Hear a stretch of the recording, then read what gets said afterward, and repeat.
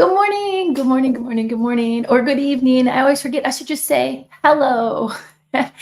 Oh my goodness. First of all, happy Father's Day a day late. I hope you dads enjoyed your weekends and you got spoiled like you should for being so amazing. God knows the world needs good fathers. In fact, I talked about this earlier in one of my other um, lives that I was blessed to have two dads. My biological dad, unfortunately, was taken too early. And my dad that raised me, Daddy Jim, was so amazing in that, he never thought that blood mattered. And I don't think so either.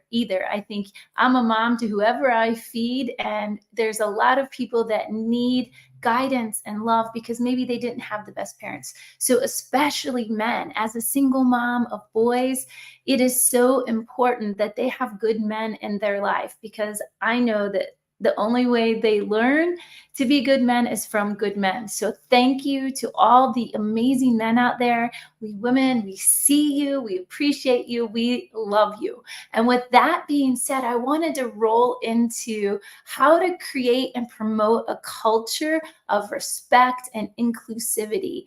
As a consultant, I have been in so many different industries, and each industry has a little bit different vibe with the masculine energy or the feminine energy. And there's this beautiful balance and the gift that we can learn from being there with each other. The number one thing that I would have to say that is a difference in the genders is that, and I don't know where it comes from. I grew up with all boys in my neighborhood, so I was kind of a tomboy girl. I was, shooting guns, playing in the dirt, playing four-wheelers, shoveling the snow, and I didn't really notice. I just had fun, right? It was the girl with the guys. But I did notice later as I got into business that girls will usually say they're sorry quicker or hey, I screwed up.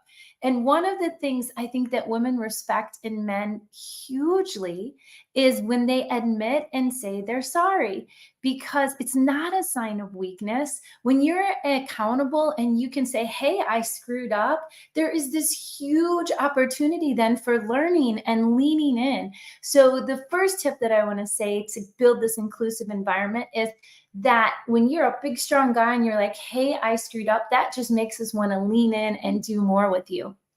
And the second thing, and I actually interviewed a lot of men because I got to talk to them and wish all my brothers happy Father's Day.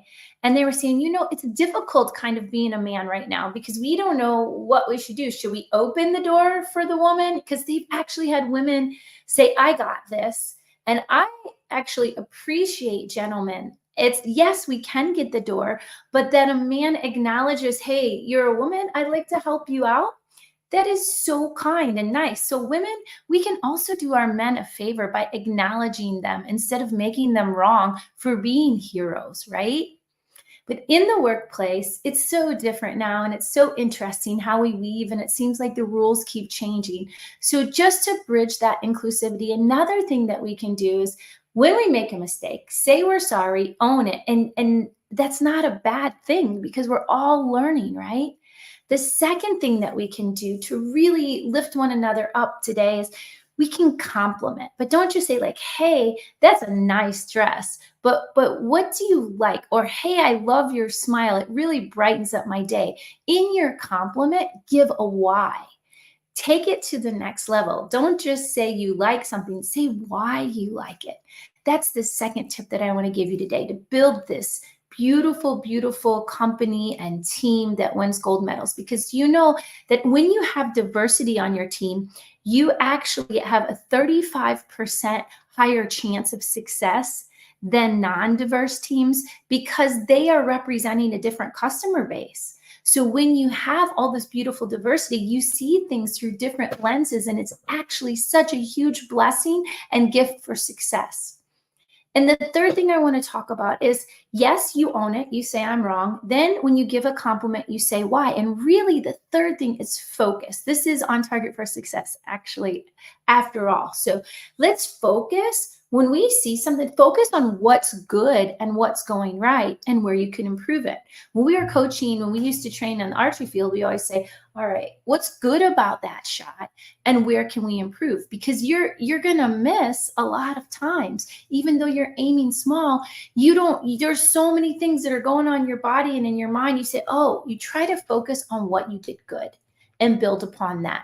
So if our goal really is to be the best company, to be the best in everything that we're doing, embrace that inclusivity and the differences, own your stuff, look for compliments, and really focus on what's good and where we can improve.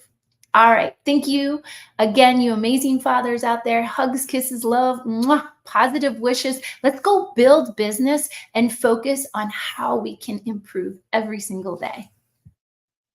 I look forward to hearing who you complimented today. That's your challenge. Compliment somebody sincere with a heart. Notice what's going on good in your environment.